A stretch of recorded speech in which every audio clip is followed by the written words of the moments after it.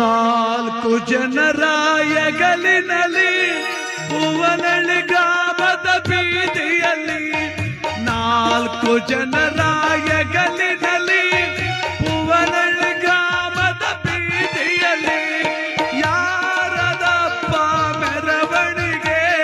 ಸ್ವಾಮಿ ನಾಯ್ಕರ ಮೆರವಣಿಗೆ. ಅದು ಯಾರದಪ್ಪ ಮೆರವಣಿಗೆ? ಸ್ವಾಮಿ ನಾಯ್ಕರ ಮೆರವಣಿಗೆ. ನಾಲ್ಕು ಜನರ ಎಗಲಿನಲ್ಲಿ ಓ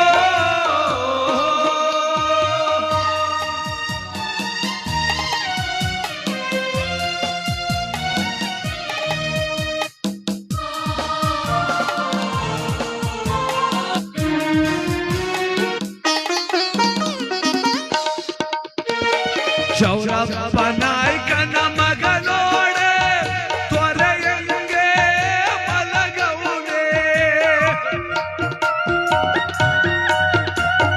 ತಾಯಮ್ಮ ಹಡೆದ ಮಗನೋಡೆ ರಾಜನಂಗೆ ಮಲಗವುದೇ. ಅಪ್ಪ ಹತ್ತೂರ ಜನರೆಲ್ಲ ಬಂದವರೇ ನಿನಗಾಗಿ ಕಣ್ಣೀರ ಇಡುತ್ತಾರೆ.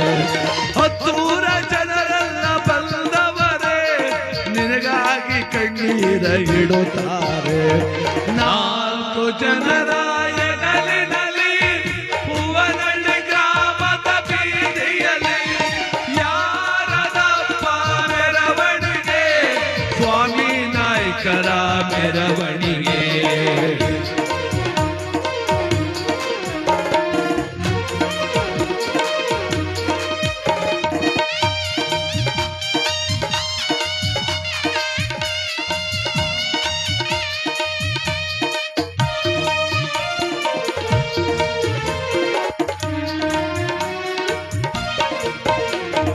ಹೊರಟಲ್ಲೋ ನನ್ನ ಸರದಾರ ಜಯಲಕ್ಷ್ಮಕ್ಕನ ಸಿಂಗಾರ, ಹೊರಟಲ್ಲೋ ನನ್ನ ಸರದಾರ ಜಯಲಕ್ಷ್ಮಕ್ಕನ ಸಿಂಗಾರ. ಅಯ್ಯೋ ನನ್ನ ಗುರಿಗಾರ ಭೈರವನ ಕೊರಳ ಮುತ್ತಿನಾರ. ಹೊರಟಲ್ಲೋ ನನ್ನ ಗುರಿಗಾರ ಭೈರವನ ಕೊರಳ ಮುತ್ತಿನಾರ. ನಾಲ್ಕು ಜನರ ಎಗಲಿನಲ್ಲಿ ಹೂವನಳ್ಳಿ ಗ್ರಾಮದ ಬೀದಿಯಲ್ಲಿ, ಯಾರದಪ್ಪ ಮೆರವಣಿಗೆ? ಸ್ವಾಮಿ ನಾಯ್ಕನ ಮೆರವಣಿಗೆ.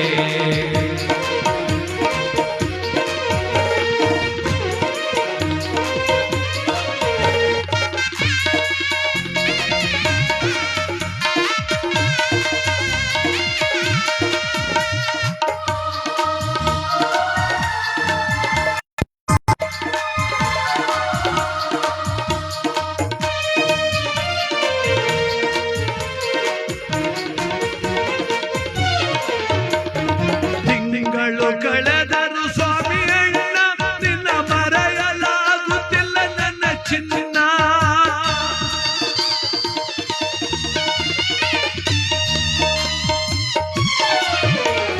ತಿಂಗಳು ಕಳೆದರು ಸ್ವಾಮಿ ಅಣ್ಣ ನಿನ್ನ ಮರೆಯಲಾಗುತ್ತಿಲ್ಲ ನನ್ನ ಚಿನ್ನ. ಎಲ್ಲಿ ಕುಂತಿದ್ದೀಯೋ ಸ್ವಾಮಿ ನಾಯ್ಕ, ಯಾರ ನೋಡುತ್ತಿರುವೆ ಅಪ್ಪ? ಎಲ್ಲಿ ಕುಂತಿರುವೆ ಸ್ವಾಮಿ ನಾಯ್ಕ, ಯಾರ ನೋಡುತ್ತಿರುವೆ ಅಪ್ಪ? ನಾಲ್ಕು ಜನರ ಎಗಲಿನಲ್ಲಿ ಹೂವನಳ್ಳಿ ಗ್ರಾಮದ ಬೀದಿಯಲ್ಲಿ, ಯಾರದಪ್ಪ ಮೆರವಣಿಗೆ? ಸ್ವಾಮಿ ನಾಯ್ಕರ ಮೆರವಣಿಗೆ.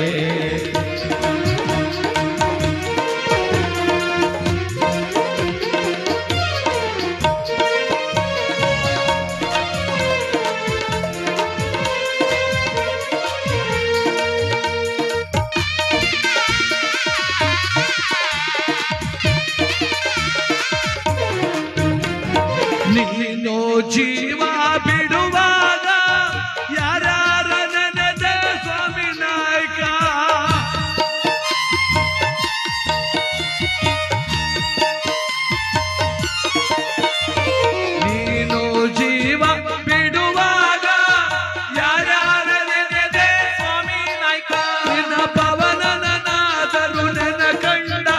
ನನ್ನ ರಕ್ಷಿತನಾದರು ನನ್ನ ಕಂಡ ಸಾಮಾಜಿಕ ನಾಯಕನ ನನ್ನ ಕಂಡ ನಿನ್ನ ಜಯಂತಿನಾದರು ನನ್ನ ಕೊಂಡ ನಾಲ್ಕು ಜನರ ಹೆಗಲಿನಲ್ಲಿ ಭುವನಳ್ಳಿ ಗ್ರಾಮದ ಬೀದಿಯಲ್ಲಿ ಯಾರದಪ್ಪ ಮೆರವಣಿಗೆ ಸ್ವಾಮಿ ನಾಯಕನ ಮೆರವಣಿಗೆ ಯಾರದಪ್ಪ ಮೆರವಣಿಗೆ ಸ್ವಾಮಿ ನಾಯಕರ ಮೆರವಣಿಗೆ ಸ್ವಾಮಿ ನಾಯಕರೇ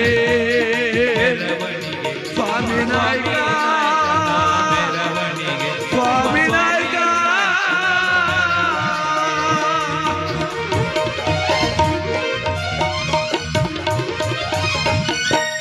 ಹುಟ್ಟಿದ ಮಗುವಿಗೆ ತಾಯಿಯ ತೋಳಿನ ಆಸರೆ, ಸತ್ತ ಶವಕ್ಕೆ 4 ಜನರ ಹೆಗಲಿನ ಆಸರೆ.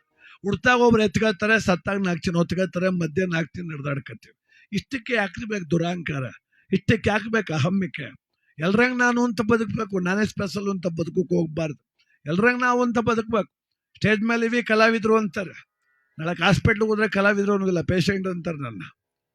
ಜೈಲಿಗೆ ಹೋದ್ರೆ ಕಲಾವಿದ ಅನ್ನೋದಿಲ್ಲ, ಅಲ್ಲಿ ಅಪರಾಧಿ ಅಂತಾರೆ ನನ್ನ.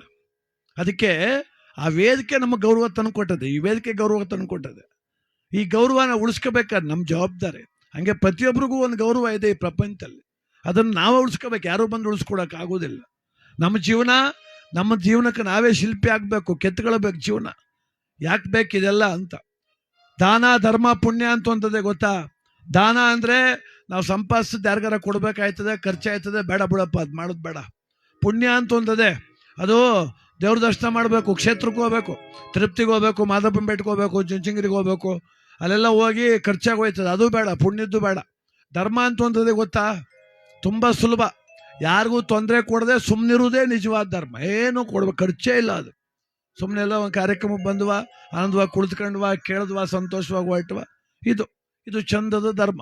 ಇದನ್ನೇ ಧರ್ಮರಾಯರು ಮಾಡೋದು. ಅದಕ್ಕೆ ದ್ವಾಪರಾಯುಗ ಮುಗಿದಾಗ ಈ ಲೋಕದಲ್ಲಿ ಸ್ಥಾಪನೆ ಆದದ್ದೇನು? ಒಡೆದಾಡ್ದವ್ರು ಯಾರು? ದುರ್ಯೋಧನ, ಅರ್ಜುನ, ಭೀಮ ಒಡೆದಾಡ್ದವ್ರು. ಇವೆಲ್ಲ ಕುರುಕ್ಷೇತ್ರ ನೋಡ್ತೀರಿ, ಗದೆ ಹಿಡಕೆ ಯುದ್ಧ ಮಾಡ್ದ, ಬಿಲ್ಲಿಡಕೆ ಯುದ್ಧ ಮಾಡ್ದ, ಕೃಷ್ಣ ಇಷ್ಟೆಲ್ಲ ಮಾಡ್ದ. ಆದರೆ ಸ್ಥಾಪನೆ ಆದದ್ದೇನಂತ? ಕೃಷ್ಣ ರಾಜ್ಯ ಆಗಲಿಲ್ಲ, ಅರ್ಜುನ ರಾಜ್ಯ ಆಗಲಿಲ್ಲ, ಧರ್ಮರಾಜ್ಯ ಅಂತ ಆಯಿತು. ನೀನೇನಾರ ಫಲ ಇರ್ಬೋದು, ನೀ ಎಷ್ಟೇ ಬುದ್ಧಿವಂತನಾಗಿರ್ಬೋದು, ಧರ್ಮವನ್ನು ನಿನ್ನ ಹತ್ರ ಇಲ್ಲ ಅಂದರೆ ನಿನ್ನ ಬುದ್ಧಿವಂತಿಕೆಗೂ ಬೆಲೆ ಇಲ್ಲ, ನಿನ್ನ ಜ್ಞಾನಕ್ಕೂ ಬೆಲೆ ಇಲ್ಲ. ಅದಕ್ಕೆ ಇವತ್ತು ಧರ್ಮ ಒಂದು ಬೇಕು. ಅವರು ಸ್ವಾಮಿ ನಾಯಕರು ಅವ್ರ ಜೀವನದಲ್ಲಿ ವೈಯಕ್ತಿಕವಾದವು ಚಟಗಳು ಅನ್ನೋದು ವೈಯಕ್ತಿಕವಾದದ್ದು ಎಲ್ರಿಗೂ ಒಂದಿರ್ತದೆ. ಆದರೆ ಗುಣ ಒಂದು ಚೆನ್ನಾಗಿರ್ಬೇಕ್ರೆ ಜೀವನದಲ್ಲಿ. ಇನ್ನೊಬ್ರು ಕೆಡಕ್ಕೆ ಬಯಸ್ತೇ ಬದುಕುವುದೇ ನಿಜವಾದಂಥ ಜೀವನ. ಆ ಜೀವನ ನಮ್ಮದಾಗಬೇಕು, ಆ ಜೀವನದಲ್ಲೇ ಬದುಕಬೇಕು ನಾವೆಲ್ಲ. ಯಾರ ಸಾವನ್ನು ಯಾರು ನಿರ್ಣಯ ಮಾಡೋಕ್ಕಾಗಲ್ಲ. ಹಿಂಗೆ